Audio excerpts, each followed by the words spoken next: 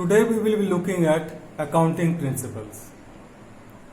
Now previously accounting statements were required only by the owners, but nowadays there are various groups of people who are interested in accounting information of business organizations. It may be the owners, it may be investors, it may be creditors, it may be government, and so on. Therefore, it is very necessary that such statement should be prepared according to some standard language and predetermined rules. These rules are known as accounting principles. Now, these principles have been generally accepted by accountants all over the world, and they are general guidelines for preparing the accounting statements and preparing your accounts.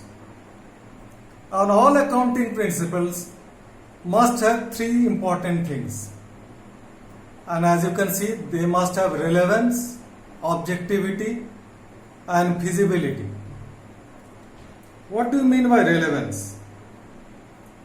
It means that the accounting information is such that it is useful to the user of the accounting information. So if the accounting principle is such that it is useful to the person who is using it, then we say that it is having relevance. Then objectivity. Objectivity means it is not biased. It is free from personal bias or judgments of those who make it. That means it is not dependent on the whims and fancies of the people who are preparing the accounting information. And third is feasibility. Feasibility means that the principle can be applied without undue complexity or expenditure or cost. If these three elements are there in an accounting principle, then we say that they are relevant accounting principles. Now we come to your accounting concepts or assumptions. Actually, accounting principles are of two types: accounting concepts and or assumptions, and accounting conventions. So first we look at the accounting concepts or assumptions. The first concept is entity concept. This is one of the most important concepts in accounts. According to this concept, the business is treated as a separate unit, and it is distinct from its owners, creditors, managers, and other people who are involved in the business. So in accounts, whenever we write a transaction or a business transaction, it is written from the point of view of the business, and the business is considered to be separate from the owners of the business. They are not same. That means the business has a different personality, or we call it entity. It has a separate existence in the eyes of the law. So like for example, like you have Coal India Limited. Coal India Limited has a separate existence from its shareholders, that they are the real owners of the company, or the government who is the shareholder. Similarly, like Tata Steel. Tata Steel company is separate from the shareholders of Tata Steel. So in the books of accounts, whenever we write any transaction, it is written from the point of view of the business. Next is the going concern concept. In accounts, it is assumed that the business will go on forever. It will continue to exist for a long period of time in the future. Therefore, the transactions are recorded in the books of the business on the assumption that it is a continuing enterprise. It is on this concept that we record all assets at their original cost and not at their realizable value. That means here we assume that the business will go on forever. Third is money measurement concept. Only those transactions and events are recorded in accounts which are capable of being expressed in terms of money. Any event even though it may be very significant, but which cannot be measured in terms of money, will not be recorded in accounts. For example, accounting does not record a tussle between the management and the workers because it cannot be measured in terms of money. Accounting does not record a conflict between managers of two departments because it cannot be measured in terms of money. Only those events which can be measured in terms of money will be recorded in accounts. Next is accounting period concept. Accounting period concept means that the whole life of the business is divided into parts or subparts according to a particular length of time, and that is known as the accounting period. For example, I had told you that accounting year starts from the 1st of April of every year and it ends on the 31st of March in the next year. So that is the accounting period. So we try to analyze the transactions of any business for this 1 year, for this period of 1 year, starting from 1st April and ending on 31st March of the next accounting year. So that we try to find out what are the expenses, we try to find out what are the incomes of this given period of time, and thereby we try to find out whether the business organization is earning profit or incurring a loss. And we also try to depict the financial position of the business as on the last day of the accounting year, that is 31st of March. So that is accounting period. We cannot wait for the business to stop and then find out the profit or loss, because we are assuming that it is a going concern, the business will go on forever. So that is why we have broken it up into one year period. Next is cost concept. Now what do you mean by cost concept?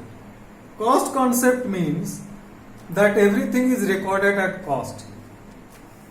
For example, just now I told you that our asset will be recorded at its cost, the cost at which it is purchased, the price at which you pay for it.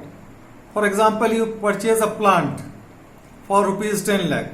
So in books of accounts it will be recorded at 10 lakh. It will not be recorded at a value which is the market value or the realizable value. So we also call it historical cost, because the cost has, once you have paid for it, it has become history. So that is why it is also known as historical cost. Next we come to accrual concept. In accrual concept, revenue is recorded when sales are made or services are rendered, and it is immaterial whether cash is received or not. So for example, you sell goods and you don't get cash for it, but then also it will be turned as revenue. It will be taken as an income. Similarly, any expenditure made, whether we pay cash or not, will be taken as an expenditure of that particular period of time.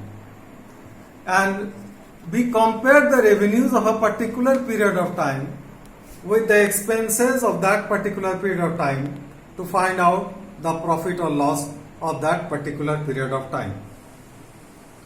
So we do not take how much cash we have got, or that is known as cash inflows, and we do not take cash outflows to find out the profit or loss. Rather, we only take the revenues and the expenses and losses of that particular period of time to find out the profit or loss. Next we come to dual aspect concept. Now as you know that the word dual means two. So dual aspect means two aspects. In accounts, every business transaction is recorded as having two aspects. And in accounts, whenever we write a business transaction, it is recorded in two accounts. What is an account? Account means a place where transactions of similar nature are recorded. For example, if I tell you furniture account, that means that is a place where all transactions of furniture are recorded. If I tell you plant and machinery account, it is a place where transactions relating to plant and machinery is recorded. So every a business transaction has two aspects.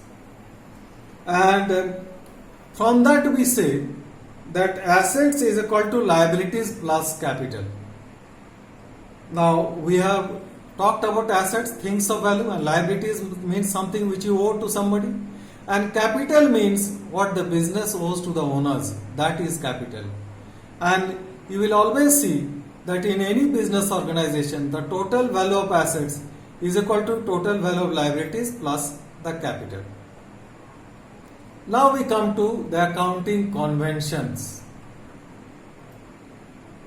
Actually, what are accounting conventions? These are customs or generally accepted practices which are adopted either by general agreement or by common consent among accountants. So like we have full disclosure, first accounting convention. According to this convention, in accounts we try to disclose everything. We do not want to hide anything, so that the person who is going through the accounts has a clear picture of all the transactions and gets a true and fair view of the state of affairs of the business. So transactions which are to be disclosed are disclosed. That means nothing is hidden. Next is materiality. This convention is an exception to the convention of full disclosure. It means only those things are recorded which are material. For example, if there is a difference of 10 rupees for a big organization, that will not be recorded. For example, if a transaction is of very nominal value compared to the entire organization sales or revenue, then it will not be recorded in accounts. So materiality concept says that items having an insignificant effect or which are irrelevant to the user need not be shown in accounts. Next is consistency. What do you mean by consistency? This principle convention says that accounts should be prepared in a consistent manner. That means year after year it should be same. If you follow a particular concept or convention, the same concept or convention should be followed next year. We should not deviate from what we are following. That is the meaning of consistency. The word consistency means you are following the same thing or doing the same thing again and again. So here also it means the same thing, that accounts will insist if you are, for example, if you are recording your assets in a particular manner, you are going to record the accounts in that particular manner next year also and the year after that also. You will not deviate from that. And the next one is conservatism. What do you mean by conservatism? In accounts we try to anticipate for all types of losses, but we do not take into account any types of gains which may or may not occur.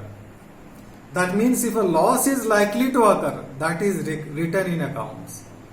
But if a profit is likely to be there in the near future, that is not recorded in accounts.